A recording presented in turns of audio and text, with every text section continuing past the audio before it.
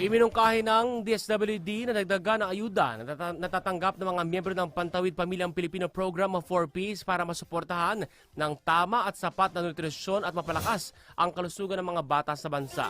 Ang kay Social Welfare Secretary Rex Gatchalian, nais tugunan ng ahensyang hindi maayos na paglaki at pagkatuto ng mga bata dahil sa malnutrisyon ng pinakamahirap na pamilyang Pilipino sa kabila ng nakukuhang benepisyo.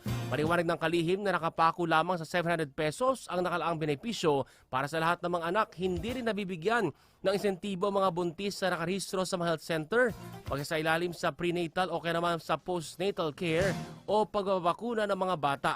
Nais ng kalihim na bigyan insentibo ang unang 1,000 araw o hanggang 2 taong gulang ng mga sanggol. Mahihikayat ang mga magulang na magpatingin sa doktor at magpaturok ng mga bakuna ng mga bata.